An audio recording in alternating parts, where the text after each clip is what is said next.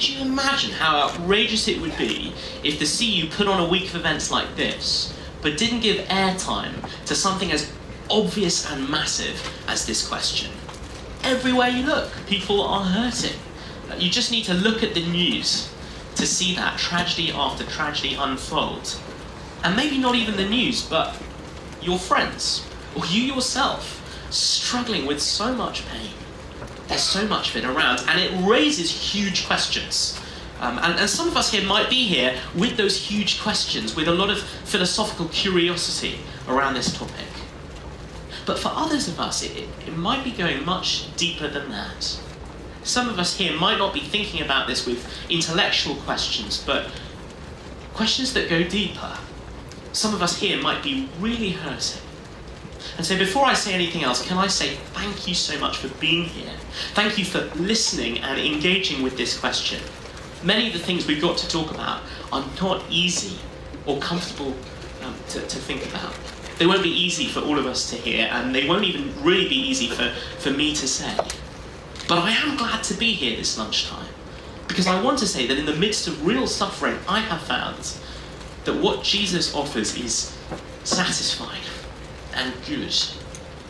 And I do want to share that. And it's worth sharing because for so many people, suffering is something that just dismisses God entirely. We look at the pain in our world and we wonder where God is. And for some people, we just conclude that he isn't there at all. 2015, Stephen Fry gave an interview with Irish TV. Maybe you watched it. But he was asked what he would say if he met with God at the end. And I quote, "I'd say, bone cancer in children. What's that about? How dare you? How dare you create a world in which there's so much misery that is not our fault? The moment you banish him, life becomes simpler, cleaner, purer, more worth living, in my opinion." Well done for following with that little bit of fabric. I think you can probably just about make it out. And it isn't just Stephen Fry who feels that way. The ancient Greek philosopher Epicurus put it like this: if God is good, he wouldn't want there to be suffering. If God is powerful, he wouldn't let there be suffering. But there is suffering. So either God isn't good, or he isn't powerful, or he isn't even there at all. That's our question today. Where is God when it hurts? Is he cruel? Is he impotent? Or is he just absent? Now that logic actually does sound really compelling at first. But can I say there's a huge logical flaw in that kind of thinking? What if the presence of suffering in our world doesn't just come down to cruelty or impotence on the part of God? What if he has a good reason for letting it happen? And at this point you might be saying, well, what possible reason could anyone have for that kind of suffering and pain? And in answer I have to say, well, I just don't know. But that's kind of my point. Our reason, our understanding when it comes to a topic this big is finite and limited. So if God were just like us and no bigger, then that logic absolutely shuts him out. If there's not a reason we could understand for it, then there couldn't be one at all. But what if God is bigger than us? What if he knows things we don't? If that's the case, then it's at least possible that he has reasons that we don't understand. And if we just dismiss that possibility, then we are in danger of some truly shallow thinking. The kind that says, if I can't understand it, then it can't exist. But if God is bigger than we are, transcending what we understand, then that logic doesn't dismiss him. It falls apart. And can I just say that a God who is bigger than I am is the only kind of God Christians have ever believed in. The only kind of God I would ever want to believe in. The God who's big enough to blame for suffering must be big enough to know something about it that we don't. Now, nothing I've just said makes the fact of pain any easier to take, I know that. But it does at least tell us that the presence of suffering in the world doesn't rule out the presence of God. And actually, I'd want to go further than that. Yes, for Christians, suffering is a real problem. But at least it is a problem. This is an issue that raises huge questions for the believer, but I think even bigger ones for those who dismiss God. When we take God out of the picture, where are we left? Let me quote again a moment from Richard Dawkins. We've had it a few times this week. I'm going to quote an expanded version because I think he puts it really well. He says, in a universe of electrons and selfish genes, blind physical forces and genetic replication, some people are going to get hurt, other people are going to get lucky, and you won't find any rhyme or reason in it, nor any justice. The universe that we observe has precisely the properties we should expect, if there is at bottom no design, no purpose, no evil, no good, nothing but blind, pitiless indifference. We talk about a problem of suffering, but at least we have a problem. Dismiss God, and where are you left? You've got a universe with no design, no purpose, no evil, and no good. And in that meaningless universe, in what way is suffering really a problem? In what way could we say that it's wrong? When we encounter suffering, our instinct is to say, it shouldn't be this way. That's wrong. But if we dismiss God, then who's to say what should or shouldn't be the case? Who's to say what's right and what's wrong? If we dismiss God, all of our opposition to suffering and our issue with it just becomes nothing more than personal preference. And all I'm left with is my opinion. The writer C.S. Lewis, you may have read the Narnia books, was an atheist who became a Christian, and dealing with the fact of suffering in the world was part of his journey to faith. He put it like this: my argument against God was that the universe seemed so cruel and unjust. But how had I got this idea of just and unjust? A man does not call a line crooked unless he has some idea of a straight line. What was I comparing this universe with when I called it unjust? I found that in my own life. In a moment we're going to have a picture of me at university with one of my very close friends, Rebecca. And if the picture comes up, you will see how badly I have aged. I really loved her. She was a brilliant rower. She was a cox, maybe you can tell. She was a wonderful friend, and she had a lively mind. And so when in our third year she was killed in a car crash, I found that nearly impossible to take. It left me with all kinds of huge struggles and questions. But I also had to be honest about it.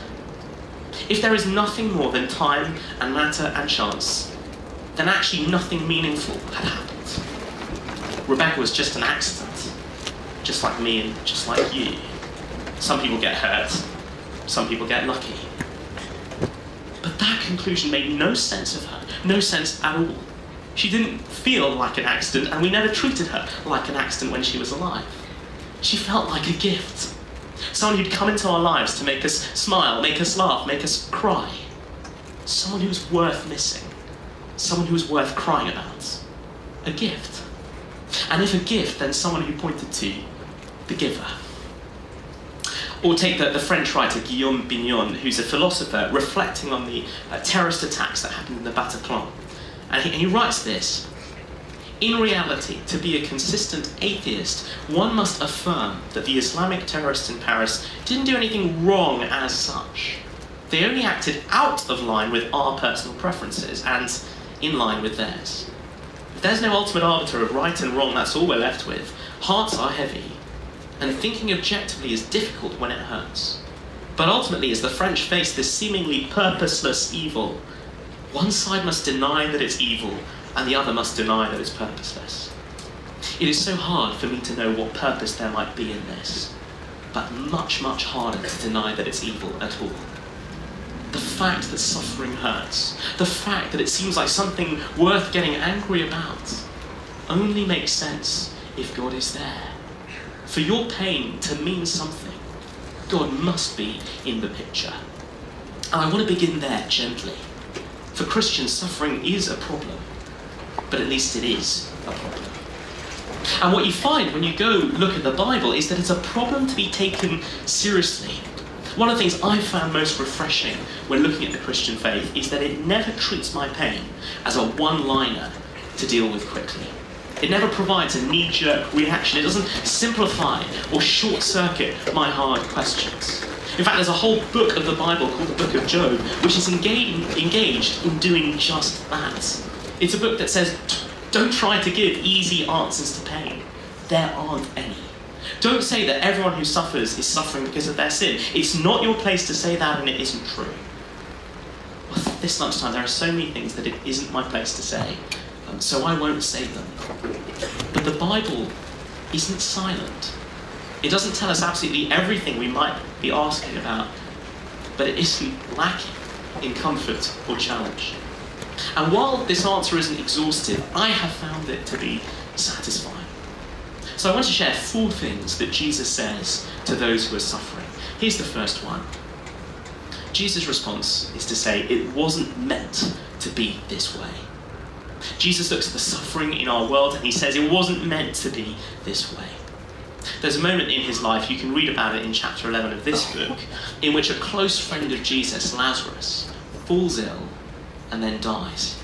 And Jesus goes to mourn with his close friends. And one of the things that's remarkable when Jesus gets to where he's been buried is that Jesus is angry.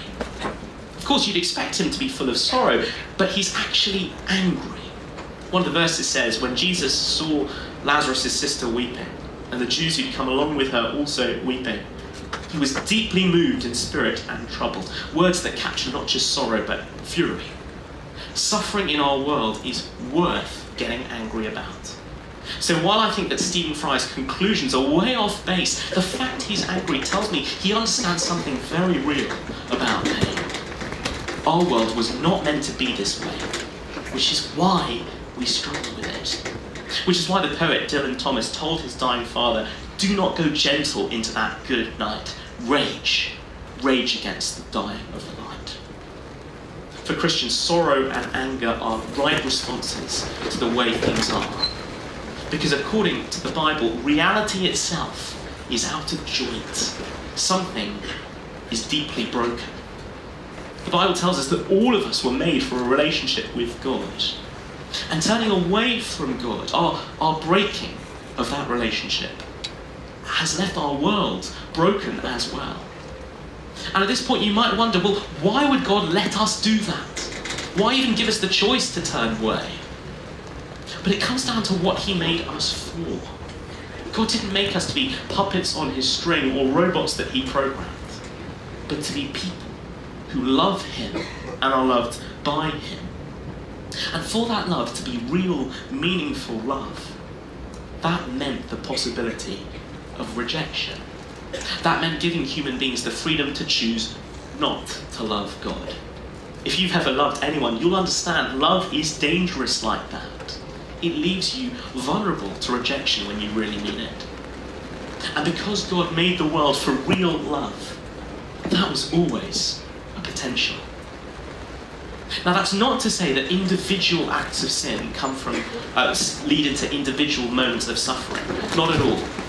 But rather that suffering in our world is a clear sign to us that things aren't right. C.S. Lewis, I'll quote again, put it like this. God whispers to us in our pleasures, speaks to us in our conscience, but shouts to us in our pain. It is his megaphone to rouse a deaf world. Suffering alerts us to the fact that something is deeply wrong, that things aren't meant to be this way. Our pain is a symptom of a broken world, and the underlying cause is that attitude towards God that rejects it, what the Bible calls sin. And at this point, I want to ask a very awkward question. Are we prepared to admit how much suffering is human in origin? Even many natural disasters have human wastefulness, greed, and exploitation lurking at the bottom of them. Are we prepared to acknowledge that we have had a hand in the suffering of others? That in all kinds of ways we have played our part in hurting them? So often we look at suffering in the world and we say, God, how could you let that be there? But so often I am complicit in it. So the real question becomes, God, how could you allow me to be here? It wasn't meant to be this way.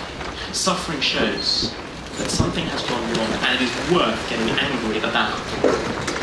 But thankfully, that's not his only response. Jesus looks at the suffering in our world and he says, it won't always be this way. This episode with Jesus' friend Lazarus is remarkable because of what Jesus goes there to do. He doesn't go as a mourner to to enter into the grief and the pain. He goes there to end the mourning. He goes there to raise Lazarus from the dead. Which is why this encounter ends with Jesus standing outside an open tomb saying to a corpse, "Lazarus, come out." And what the eyewitnesses record is that is what happened. The dead man, now alive, walked out.